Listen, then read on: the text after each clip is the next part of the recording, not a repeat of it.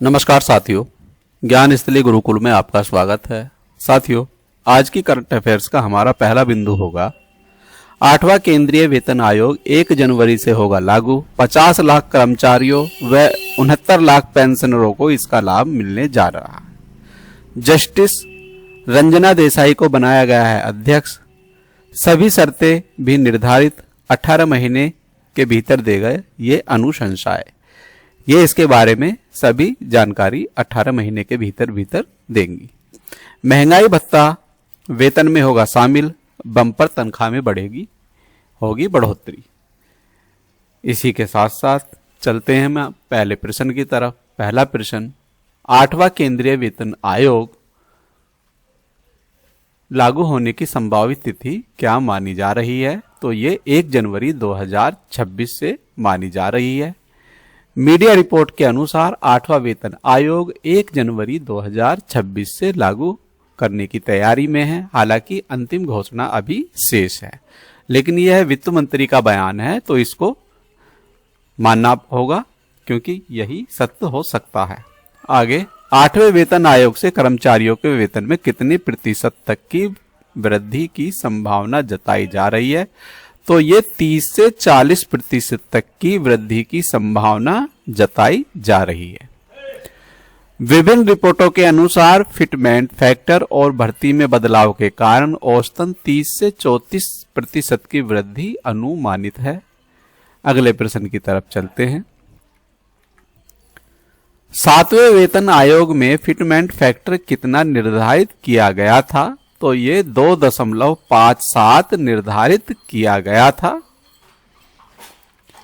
7वें वेतन आयोग में फिटमेंट फैक्टर 2.57 तय किया गया था, जिसके आधार पर वेतन में लगभग 14 से 15% औसत वृद्धि दर्ज हुई थी। इस बार इससे डबल होने की संभावना है।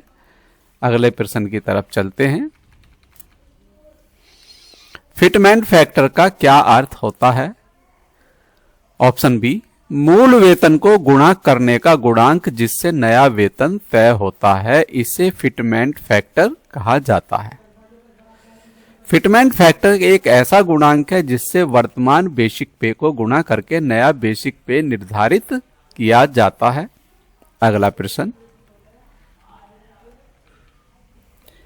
8वें वेतन आयोग के लिए संभावित फिटमेंट फैक्टर कितना बताया जा रहा है? तो संभावित फिटमेंट फैक्टर में सभी हमारे आ जाएंगे 1.83, 2.46, 2.86। इसमें कोई सा भी आपका फिटमेंट फैक्टर हो सकता है। यह अभी क्लियर नहीं हुआ है। रिपोर्ट के विभिन्न अनुमान हैं, कुछ 1.83, कुछ 2.46 और कुछ 2.86 तक। अंतिम निर्णय सरकार द्वारा तय किया जाएगा। चुनाव आ रहे हैं तो सरकार कर्मचारियों को खुश करने के लिए ज्यादा से ज्यादा फिटमेंट फैक्टर को लागू करेगी, ऐसा लोगों का मानना है। 8वें वेतन आयोग का लाभ कितने मुख्य रूप से मिलेगा? तो ये किनको मिलने वाला है? ये केंद्रीय सरकार के कर्मचारी व पेंशनर्स को मिलने वाला है। इसके बाद राज्य सरकारें राज्यों में इसको लागू करती हैं। वेतन आयोग केवल केंद्र सरकार के कर्मचारियों और पेंशन भोगियों के वेतन पेंशन निर्धारण के लिए गठित किया जाता है। अगले प्रश्न की तरफ चलते हैं। किस वर्ष 7वां केंद्रीय वेतन आयोग लागू किया गया था? तो 2016 में 7वां वेतन आयोग लागू किया गया था। 7वां केंद्रीय वेतन आयोग 1 जनवरी 2016 से प्रभावित हुआ था और 2017 में इसका एरियर भुगतान किया गया था। अगले प्रश्न की तरफ चलते हैं। अगला प्रश्न, 8वें वेतन आयोग के लागू होने से सरकार पर लगभग कितना अतिरिक्त वित्तीय बोझ आने की संभावना है?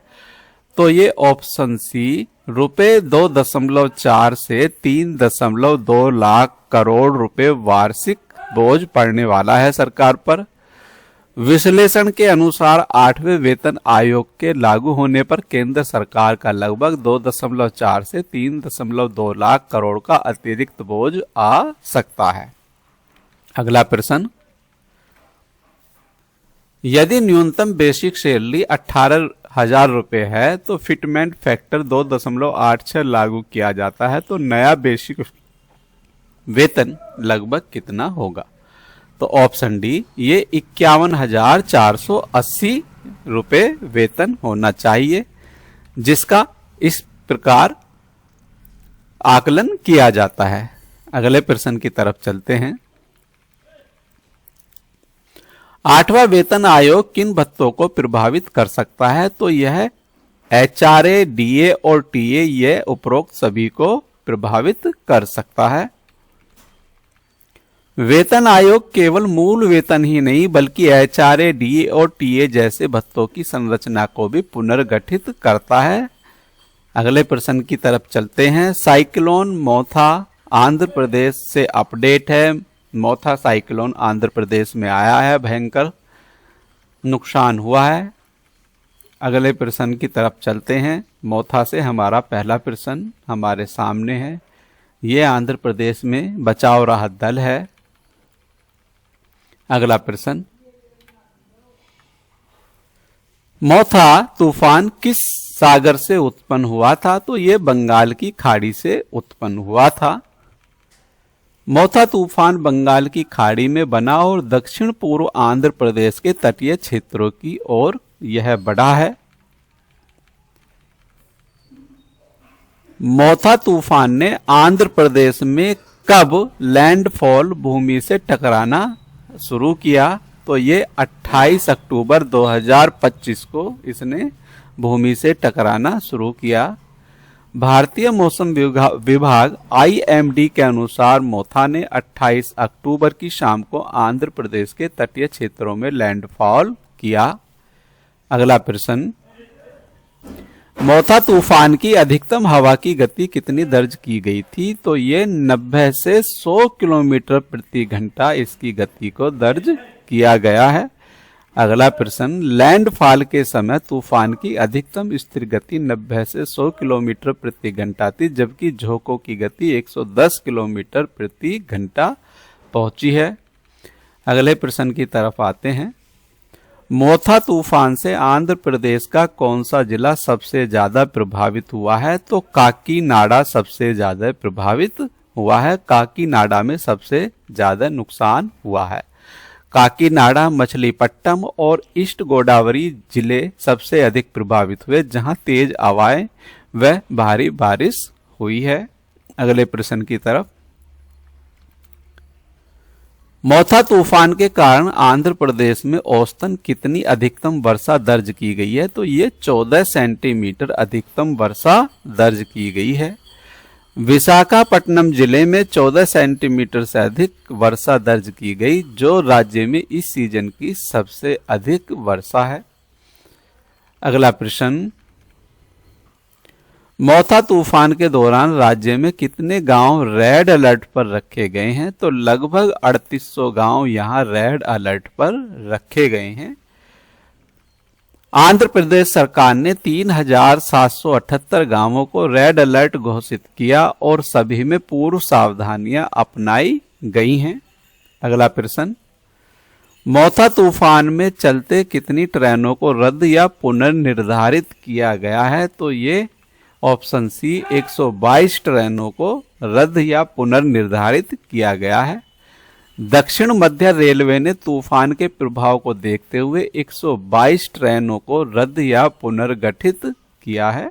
अगला प्रश्न, मोथा तूफान के कारण कृषि क्षेत्र में लगभग कितनी हेक्टेयर भूमि प्रभावित हुई है? तो 38,000 हेक्टेयर भूमि यहां प्रभावित हुई है। अगला प्रश्न, प्रारंभिक सरकारी रिपोर्ट के अनुसार लगभग 38,000 हेक्टेयर फसल भूमि को नुकसान हुआ है।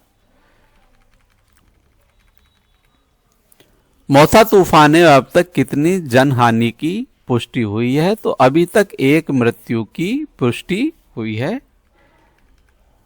कौन सी सीमा जिले में पेड़ गिरने से एक महिला की मृत्यु हुई और 2 अन्य लोग घायल हुए हैं? ये कौन सी एक जिले का नाम है? अगला प्रश्न, भारतीय मौसम विभाग IMD ने मोथा तूफान के बाद किस श्रेणी में इसे रखा है? इसे ऑप्शन सी के अंतर्गत रखा है, सेवियर साइक्लोन स्टॉर्म के अंतर्गत यह है। अगला प्रश्न, यह गंभीर चक्रवर्ती तूफान है कि श्रेणी में इसको वर्गीकृत किया गया है। इसी के साथ साथ आज के करंट अफेयर्स की यह श्रृंखला हमारी पूरी हुई। आज की करंट अफेयर्स में बस हमारे इतने ही प्रश्न हैं। नई करंट अफेयर के साथ फिर मिलते हैं, तब तक के लिए जय हिंद, जय भारत, धन्यवाद साथियों।